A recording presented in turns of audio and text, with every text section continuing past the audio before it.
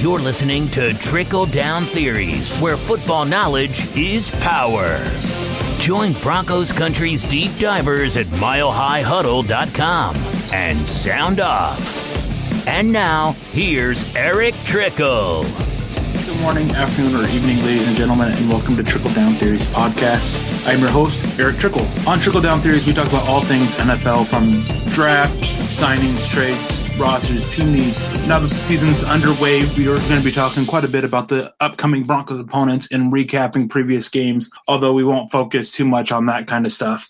And as you can guess, we do have a focus on the Denver Broncos, as I am an analyst with milehighhuddle.com. And as I said, just anything and everything you can think of, we talk about here on Trickle Down Theories. Today, I have a really packed lineup to talk about to you guys. With the season underway, teams have cut down their rosters. They're working on setting up their practice squads. There's a lot of stuff to talk about. And I'm going to be talking about a little bit about draft history. I'm going to be talking a little bit about the roster depth chart, preview a little bit of the Seahawks roster and give my prediction on the outcome of it. And then if time allows, I might talk a little bit about the 2019 NFL draft, just a few guys that I can see Denver targeting, and taking some questions that I had sent to me on Twitter, if time allows. Before we get to all that, I want to talk to you guys about why you guys need to become a VIP Mile High Huddle. Now, it's not hard to do. All you guys got to do is go up and on the top right corner, just click on Become a Premium Member today, or whatever it is that it says. And you guys get to choose between your monthly or annual subscription, and you guys are locked in. Now, why should you become a VIP subscriber? You might be asking yourself. Well, there's a few reasons why. One of them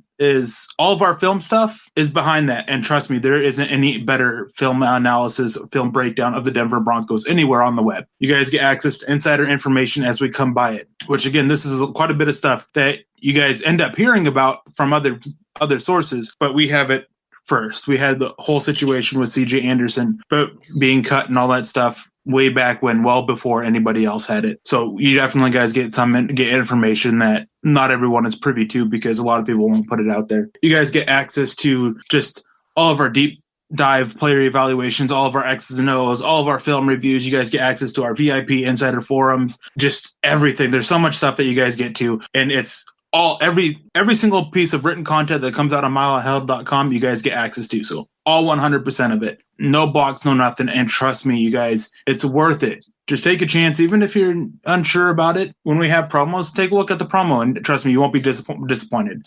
Even without promos, you guys still should look into it. You guys still should check it out and see what all we have to offer. Because, again, you really won't be disappointed. You guys have my word on that. Now, jumping things off, I'm going to talk a little bit about draft history. I'm going to talk about it very briefly, just because every year when we get to cut downs, Denver ends up cutting a couple former draft picks that just didn't pan out. And every year that leads to, John Elway isn't a great drafter. John Elway is one of the worst drafters, or John Elway is the worst drafter in the NFL. Now, I'm here to tell you that that's incorrect. Now, I set up a formula, and I tweeted it out so you guys can check out everybody. I did it for all teams. I set up a formula to figure out what makes a player a hit or a miss. Now, I use the same formula for every single team, and the formula is based about how many games they played in with their original team. So if a player played like 3 games his rookie year with his original team, the team that drafted him, and then he gets traded, that's going to be a miss. Automatically, that's a miss. It doesn't matter if they had 100 sacks in those 3 games. The fact that they didn't continue to play with the team that drafted him, that's going to be a miss. Now, obviously, that's a little bit of a hyperbole with the 100 sacks, but you guys get the picture. Is length with the team that drafted him is a factor in this, as well as production overall. So a player who spent like 3 years with it and had really good production would be considered a hit, whereas a player, or would lean towards being a hit, whereas a player who spent 3 years or spent 6 years with their team and had very little production, very little time played with them, where they're mostly game day inactives, they're not going to be a hit. So all that stuff, all those factors matter. Production, time played on the field. Not necessarily do they start or not, because there's so many ways. You could be a key special teams player and you're not going to be starting on defense. You won't be given a start because they don't count special teams players as starts. So that's just a little overlook of the formula. Again, I have the whole thing out on Twitter, not the formula, but the whole rankings out there and what everybody is. And I went through all 32 teams in the NFL from their 2011 to 2017 NFL draft. And with this formula in mind, I calculated every single pick of theirs. Were they a hit or were they a bust? Now, if Denver was to be one of the worst ones, they would have to be right around a 12 or 13% hit rate. Let's see, there's 6 teams that have under a 15% hit rate. Team like the Bills, they're at 13.5%, that the amount of their picks that they've hit on. A team like the Vikings, they've only hit on 13.2% of their pick. The Raiders, 13.8. The Jets, 14.5. The Dolphins, 14.8. So there's definitely there. And obviously, with some of these hits, some of them are going to be bigger hits than others. Like a Khalil Mack is going to be a much bigger hit than Andy Janovich, was considered a hit for the Broncos because he is a starter at fullback. He does contribute quite a bit, and he's been around with the team for a while. So there is nothing to factor in how big of a hit they were. This is just how many picks they've actually hit on. Now, for the on the other end of the spectrum, you have the Patriots. They're at 28.6. They get a lot of heat for how badly they draft. But I guess good teams, if they fail on their draft picks, it's a little bit more recognized. Baltimore Ravens, 25.8. Falcons, 29.2. Texans, 29.1. Jaguars, 26. So definitely those are teams at the higher end of the spectrum. Now, the highest one, there's only a couple that have a 30 or higher percent hit rate. The Saints, they have a 30.2% hit rate. The other team, which is the highest one, is the Denver Broncos. They have a 35.2% hit rate. Now, granted, this doesn't include the 2018 NFL draft. Obviously, you can't really say how they're going to be doing because they haven't played an NFL game yet outside of preseason, which counts but doesn't count. Also, 2017, 2016 NFL draft for around the NFL, there's still some questions about. There's still some guys who missed last year that were rookies because of injuries, things like that. Like Minnesota Vikings, Dalvin Cook. He was a draft pick in 2017. He got hurt early. So even though he may end up being a hit for this formula, he ended up being a miss currently. So there's definitely some issues with that are still have to wait and see. And then you have guys for the Broncos. I mean, you have DeMarcus Walker, who wasn't considered a hit by any means. You have Garrett Bowles, who, based on the formula, how it was for offensive linemen, he was a rookie starter. He ended up being a hit, and he played pretty well. Now, the formula was adjusted for how long the player had been in the NFL as well. That should be worth mentioning. So 35.2% of the Broncos picks that they've hit on between 2011 and 2017. Also with the Broncos, too, it's worth remembering that they were really carried by those first few drafts from Elway. I mean, that first draft you had Raheem Moore, who, he didn't have the best ending to his time in Denver, but he was a really pretty good starter there for a while. Orlando Franklin was a big contributor. Julius Thomas, Virgil Green, Von Miller, of course. Then you have guys like Derek Wolfe, Malik Jackson, Danny Trevathan, Matt Paradis. Like, those are the guys that all are hits. And some of them, they're not in the NFL anymore, like Orlando Franklin and Raheem Moore. But for their time in Denver, they would be considered a hit. So I think it's time to lay to rest for now that John Elway's a bad drafter. Obviously, we're going to have to wait and see how 2017, 2016, and even 2018, how they pan out. But John Elway, he has had a rough few times, but he's definitely ahead of the other people in the other teams in the NFL right this with their drafting. And I mean, most of these teams, they've made changes at their front office and they still can't get things done. John Elway's managed to stick around because he's doing an all right job. I mean, no team's perfect. They're never going to hit on 100% of their picks. And they've just been solid drafting, finding key contributors at different places. Obviously, when you miss on a guy like Paxton Lynch, that's going to be a huge issue. And Monte Ball, Sylvester Williams, misses like that, obviously they're going to hurt the team a little bit. But still, John Elway is still a pretty good drafter. So I think it's time to put that to rest. Now, with the cuts down to 53 set, the Denver Broncos have their 53-man roster. Now, there's some issues that I have with it, mainly keeping 6 inside linebackers. But my issue more so is not with how the roster looks per se, but with the comments that the John Elway and Vance Joseph made as to why they made the roster the way they did. They mentioned keeping 6 inside linebackers to help with special teams. Okay, that's fine. I'm a big supporter of having good special teams units. But when you keep Keyshawn Barrera around, and say it's for special teams, when he looks lost when he has played on special teams, but you cut your team's best gunner in Brendan Langley, I'm going to question you a little bit. Now, I get that Brendan Langley's looked bad on defense. I won't argue that. But Keyshawn Barrera's looked even worse. Keyshawn Barrera looks lost on the field, period. And you're keeping him around, but you're getting rid of the best gunner on the team. That just doesn't add up to me. I had a lot of people sit there and tell me, well, Denver doesn't really keep just gunners around. Well, they do. Jamal Carter last year, he was primarily just a gunner. Kayvon Webster, David Bruton. These are some of these guys where David Bruton especially was really bad on defense his first few years. He never saw more than 20 snaps or 23% snaps on defense until his second to last year in Denver. He was just bad on defense. And finally they were able to find a role that fit him. So there's some issues that, and then another issue I have is them mentioning that, they trust their young guys guys, but they're keeping certain players around because of experience. I mean, that's kind of contradictory if you really think about it. But anyways, getting down to the roster, as I said, I do have some issue with the 6 inside linebackers. I can understand why they kept Alexander Johnson, even though he won't contribute for a year or two. I can understand why. They really believe in his development. They really believe in his ability to be something in the NFL. They just got to sit there and develop him, and they were afraid that if they parted ways with him, he would be picked up elsewhere. That's all understandable. Not the best move, in my opinion, but it's understandable. Joe Jones, keeping him at inside linebacker. That's understandable. He's a really good athlete. He's really good on special teams.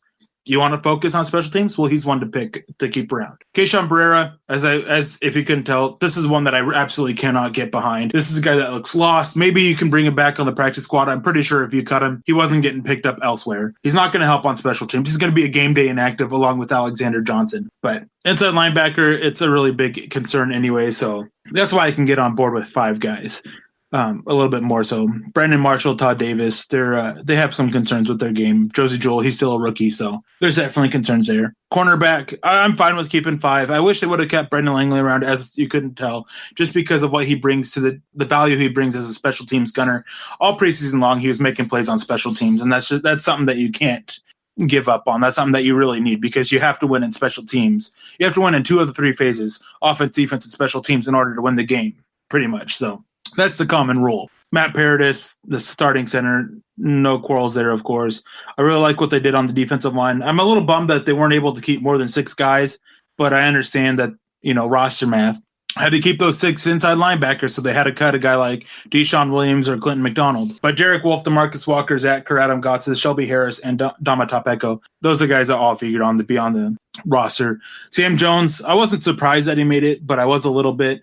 Simply because I figured that he could use a year, so I thought that maybe they'd try to get him onto injured reserve with those back spasms and just let him sit and rest for a little while as he grows as a player and works in the weight room a little bit, because he can do to get a little bit stronger. Ron Leary, Billy Turner, Max Garcia, Jared Valdir, Garrett Bowles rounding out your offensive line. The big issue I have here is Billy Turner. Cyrus Kouandjio, he clearly outplayed Billy Turner from preseason tape, and yet they keep Billy Turner. It's not something that I really can understand. I get it that he has some experience within the roster, within the team already. They really liked what he was showing last year before he got hurt, but it just wasn't shown this preseason. So I'm not fully on board with it, but hopefully he's able to do some things that prove that he's worries wrong, or best yet, hopefully he doesn't see the field. The biggest issue, though, is Cyrus Kouandjio actually looks really good on the offensive line at left tackle, whereas Elijah Wilkinson, who I forgot to mention, also made it, and Billy Turner never saw left tackle. He just played on the right side, and Elijah Wilkinson looked really bad at left tackle. So this makes me think that if for some reason Garrett Bowles gets hurt, the plan is to move Jared Valdir over to left tackle and insert Billy Turner, because Elijah Wilkinson, he looked best at guard. So I think he's just a backup to the backup at tackle, but I think that they would have been better off with Cyrus Kouandjio there, personally. Special teams, I mean, Brandon McManus, Marquette King, Casey Crater, not much to talk about with them. What they did at outside linebacker is fine. I understand why they wanted to keep Shane Ray and Shaq Barrett to add with Bradley Chubb and Von Miller. My issue is that you have 2 guys who are on their last year of their deals at this position, and then you have really no one. You have a guy on the practice squad, but you have nobody that potentially can get experience this season. I don't see either of these guys returning to Denver either, so I think this was a bad move to keep both guys that are gone next year. I think they would have been better off and obtained more value had they moved one now. So they cut Paxton Lynch and signed Kevin Hogan. I would fully expect Kevin Hogan to be off the roster here after this next game, after the first game of the season, simply because that's when veteran contracts aren't guaranteed. I mean, they're already not guaranteed already. So, but I think after this week, they're going to make some changes around, and Kevin Hogan's going to lose his spot for someone or another. Not sure who, but he'll probably be gone after this week. I'd fully expect them to bring in another veteran quarterback to replace him, but we'll see. That's just my opinion on what they do. Royce Freeman, he's going to sit atop of the depth chart. That has been linked already. That's very well deserved. Devontae Booker managed to make this team somehow. They say his future is bright, but I can't see it, just as Devontae Booker can't see running lanes. Philip Lindsay, he should be the number 2 back. I'm kind of curious about what number he's going to end up wearing. Remember, it's against NFL rules for a running back to wear a number under 20. So he's definitely going to have to change it. There's going to be a lot of changes to who wears what coming around. I like what they did at safety, keeping DeMonte Thomas, Will Parks, Darian Stewart, Justin Simmons. I really like that. I mean, 4 guys, they ended up putting Sua Cravens on injured reserve, and he can come back after week 9. Thomas and Parks, they were looking really good this preseason. So I'm fine with them seeing what they've got for a few weeks and then deciding from there with Sua Cravens. It maximizes space on their roster. And they use that spot to bring back Isaiah McKenzie, who can help as a returner. So we'll see what they do there going forward. Another big issue I have is at tight end. Jake Butt has looked really bad as a blocker. Jeff Hireman, he's just meh as a blocker. And Matt Lacoste is not as bad as Jake Butt, but not as good as Jeff Hireman. They have serious concerns with their blocking from the tight end position. I would have kept Brian Parker or Austin Traylor just for their blocking ability personally, but hopefully Lacoste can do enough to maximize his value as a receiving weapon to make up for that.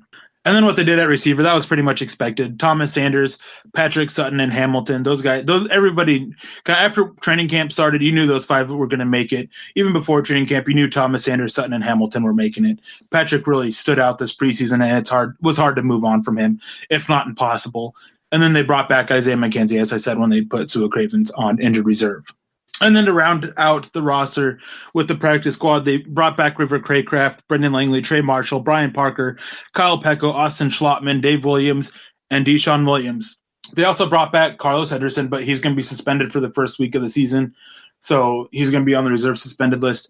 Once he comes back, they're going to make some changes because they also expect Avery Genesee, a former offensive lineman with the Browns, and Jeff Holland to sign back with the practice squad sometime today. And at the time of recording this, it's Monday, September 3rd. So they expect them to sign some point today back on the practice squad.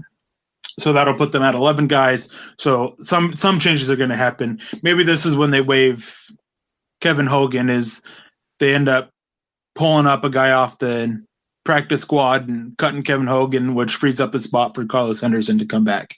Maybe that's when they end up calling up Brian Parker to help the blocking system. Maybe that's when they bring up Deshaun Williams to add that 7th defensive lineman. Maybe that's when they bring up Brendan Langley to help with the special teams as a gunner. We'll see what happens, though. That's definitely some options, and it's definitely known that they have to do something if they do end up signing Jeff Holland and Avery Genesee back, or signing them to the practice squad. Can't have 11 guys on the practice squad. They're only getting by for now because, as I said, Carlos Henderson's on the reserve suspended list. Now, I still have a lot that I want to get to, but I want to say thank you to our great sponsor in Audible and let you guys know that you guys can get a free audio book download and a free 30-day trial at www.audibletrial.com/huddleup. They have over 180,000 titles to choose from for your phone, iPhone, Android, Kindle, MP3 player. Again, that is www.audibletrial.com/huddleup. Audible Trial is great. If you guys are busy and don't have the time to sit down to actually read a book, Audible is great. It's perfect for you. You're able to just put it on your phone, pop in headphones, and just do what you're doing and listen to a book without actually having to read it. Now, I love to sit and read. I don't always have time to do it. I have a young daughter. I'm busy working for MileHighHuddle.com. I'm busy working at my day job, and I just don't have the time to sit down and read. But Audible is definitely something that it's nice. I'm able to go in after a long day's work, put something on my phone, and just listen to it and relax. And a lot of times I end up drifting off to sleep for it just because of how tired I am. But really, guys, Audible's great. Definitely check it out. It's worth it. Again, just like it is worth becoming a VIP member, it's worth becoming a subscriber to Audible. Now, before I get to going over the depth chart, they haven't released the depth chart. It's just going to be kind of how I think I'm going to do it. I do want to mention that it wasn't official before when I said it before, but in the time it was where I was recording, we got official word that Jeff Holland and Avery Genesee have been signed to the Broncos practice squad. So just in that, well, to you guys, it was absolutely no time at all, but to me, it was about 5 minutes. So in that short time that I was gone, which was edited out, Avery Genesee and Jeff Holland have been signed to the Broncos practice squad. Now, as for the depth chart, it's been leaked that Royce Freeman's going to be the top guy at running back. I hate using starter and whatnot at running back because it's really going to depend on what they're doing, what they want to get going first, who they're playing. If they're playing a team that's weaker to the passing game, especially out of the backfield, I'd expect Booker to be the guy that gets to go first, or Phillip Lindsay. If they're facing a team that's really struggles to defend the run, then you'll probably see Royce Freeman out there first and more often. It's very much just adjusting to who you're playing. So with that in mind, Royce Freeman's the number one. I'd fully expect them to have Devontae Booker number 2 and Phillip Lindsay number 3. Quarterback, obviously Case Keenum's a starter. Chad Kelly's probably going to be the backup, and Kevin Hogan number 3. Although due to experience, I wouldn't be surprised if they have Kevin Hogan as the number 2 and then Chad Kelly as the number 3. Fullback, you only have Andy Janovich. Tight end, Jeff Hireman's going to be your starter. Jake Butcher number 2. Matt Lacoste is your number 3. Across the offensive line, you're going to have Garrett Bowles, Ron Leary, Matt Paradis, Connor McGovern, and Jared Valdir. Behind them, you're going to have some combination of Billy Turner, Elijah Wilkinson, Max Garcia, and Sam Jones. One thing that I want to mention about the offensive line real quick, because I do love the versatility. Connor McGovern, Sam Jones, Max Garcia, they've all shown that they can play center as well as guard. Elijah Wilkinson, he's shown he can handle, tackle, and play well at guard. Jared Valdir can play either side. Billy Turner can play either right side, either guard or tackle on the right side. Ron Leary can move around from left guard to right guard. There's a lot of versatility there on the Broncos offensive line. Defensive line, you're going to end up seeing Adam Gotsis, Derek Wolfe, and Domata Peko be the 3 starters in their base front. Behind them, you're going to see Zach Kerr, Shelby Harris, and DeMarcus Walker. You're going to see a lot of DeMarcus Walker in their sub packages. He's going to be rushing the quarterback from that 3-tech spot. Then you're going to have Bradley Chubb and Von Miller as the starters at outside linebacker. Your rush linebackers backed up by Shaq Barrett and Shane Ray. Inside linebacker, you're going to end up seeing it going to be Todd Davis and Brandon Marshall as the starters, Josie Jewell, and most likely Joe Jones as the backups, with Alexander Johnson and Keyshawn Barrera likely game day inactives, but they're going to be the third string on there. Adam Jones will probably be your number 3 quarterback, with Chris Harris and Bradley Roby your 1 and 2. Tremaine Brock's going to be your number 4, and Isaac Yiadom your number 5. Your starters at safety, Darian Stewart, Justin Simmons, with Will Parks and DeMonte Thomas backing them up. So really, even though it's not released yet, the depth chart's kind of pretty easy to figure out just by looking at the roster and everything. So I wouldn't be surprised if I'm wrong at all on this. I mean, there might be a couple guys on the depth chart down below that might be switched up a little bit and where they are placed specifically. Like, is Billy Turner going to be placed as the backup right tackle or backup left tackle, even though he's the backup swing tackle? Things like that. And then I wouldn't be surprised if Phillip Lindsay and Adam Jones are your primary returners. So with Isaiah McKenzie backing them up. And then receiver, that's pretty easy. I think I skipped over it. Thomas and Sanders is your starter. Sutton's and Hamilton, they're going to be your 3-4. Tim Patrick and McKenzie's, they're your 5-6. Now, before I finish this off, I just want to remind you listeners to give us a click and subscribe to us on iTunes and Stitcher, as well as we are now on Spotify. Don't forget to share us on Facebook and Twitter. It's really appreciated when you guys do that, because without you guys, we wouldn't be where we are today. And we really appreciate that. So all we ask is go to iTunes or Spreaker, rate and subscribe, let your voices be heard, leave a comment on how well you enjoyed the show. It's very much appreciated that you guys do this, as you guys are the ones who enable us to do something that we all love to do. So again, please just help spread the word around and subscribe and like on iTunes, Stitcher, and Spotify now. Now, I want to get to the Seattle Seahawks, because that's who the Denver Broncos are going to open their game against. And I want to say that when you have Russell Wilson, all things are possible. This is one of the best young quarterbacks in the NFL, and last year he really carried that team. That offensive line was absolute garbage. They were probably the worst offensive line in the NFL. That defense was hit and miss at times. And this year, after watching their preseason games, they do look better than they did last year, but they still look like they're going to be in the bottom of the NFL this year, probably bottom 10 to 12 teams in the NFL, probably. Obviously, they can exceed expectations and do better than that, but that offensive line is still very hit and miss, especially that right side. There's a lot of issues there. Dwayne Brown, he looks solid at left tackle, but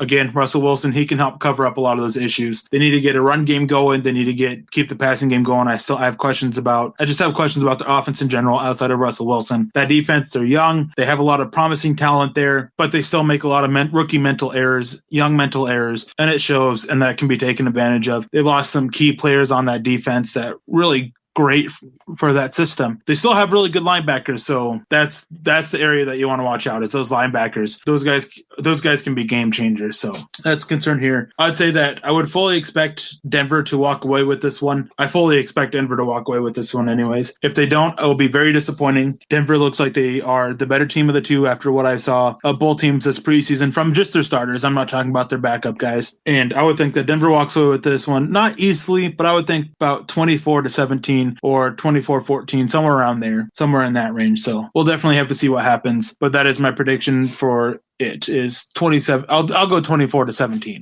That's what I'll go with. Seahawks end up losing by a touchdown. All right, guys, I have just a couple more quick events that I wanted to.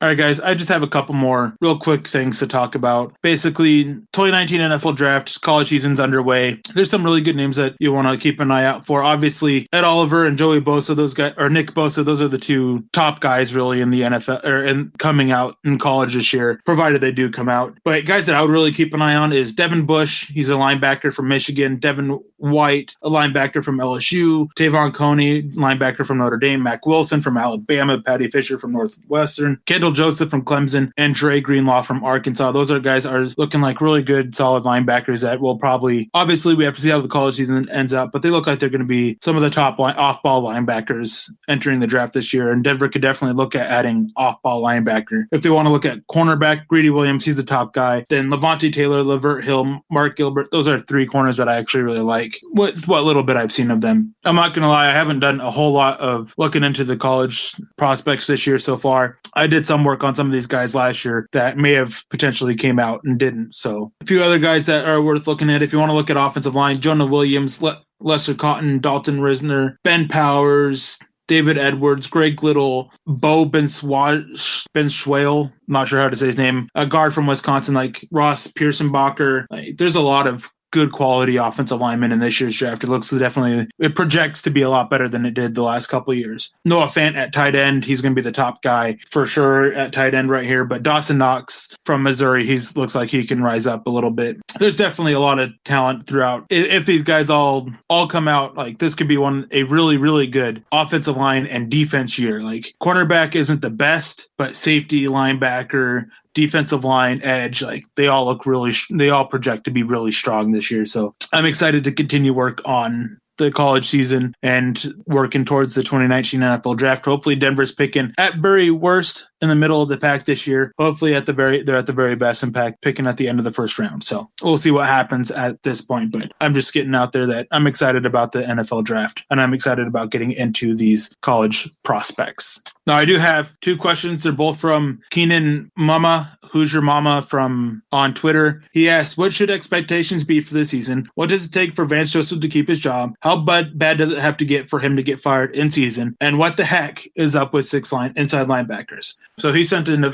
few questions. Expectations for this season is, at very worst, is you want to see this team go 500. That's at very worst. There is a lot of belief in this organization that this team is a playoff caliber team. We've seen what happens when John Elway has expectations for this team and the coach isn't able to get the team to meet them. John Fox a few years ago. Granted, there were more stuff behind the scenes. So if Vance Joseph disappoints as a coach and John Elway really firmly believes that this is a playoff team and he's not able to get them there, then I definitely can see Vance Joseph losing his job. But I think to be safe, he needs to get at least 500. I don't think at any point this year he wants to get 2 games under 500. So he doesn't want to start 0-2 on the season. I don't think he gets fired at that point. I think he gets a little bit more time. But you don't want to see him go 4-6. You don't want to see him at 7-9. Things like that. You don't want to see him 2 more losses than wins. You don't want to see that. You want to see him try to stick. He wants to try to see him stick around 500 at the very worst. But with how easy Denver's schedule is, playoffs are a very realistic possibility. They have the talent on this offense to be more than capable, and they have the talent on defense to really change the game. They just got to settle down and cover those tight ends. As for what the heck up is with 6 linebackers, apparently special teams. I talked about that at the start of this, so I'm not going to go too much into it. I think it's really dumb to keep 6 inside linebackers if you're running 8, basically, no matter what. Anyways, I want to thank you all for listening to Trickle Down Theories. Please leave a like and subscribe. Follow me on Twitter. It's at Erick Trickel. You can always reach me on there with any kind of question, and I'm more than willing to respond. I love the interaction with all you fans, listeners, and the readers of our content because, as I said before, without your support, we wouldn't be here where we are, so we thank you for that. Also, please follow at Mile High Huddle for all of our written work from milehighhuddle.com and at Huddle Up Pod for all the podcasts from the Huddle Up Pod network. And they all focus on the Denver Broncos, so they're made specifically for you, the Denver Bronco fans. Also, keep an eye out because I do Periscopes every now and then. I'm going to be doing them. My goal is 3 times a week outside of game time because I still want to try to do one at halftime and after the game. Well, let me rephrase that. My goal is to do one before the game at halftime and after the game, just to talk about a little bit about my thoughts of the game. Then the day after, I want to try to do a film review, just a few plays that aren't going to be in a film piece of mine, as well as just a day during the week to just kind of talk about my thoughts about the team in general and how they're heading into the new week. That's my goal. We'll see what happens, but keep an ear out on my Twitter for the Periscopes. Anyways, I had a great time chatting to you all. I hope you guys had a good time. I'm your host, Erick Trickel, and I want to thank you guys for listening to this episode of Trickle Down Theories, and please have a wonderful day.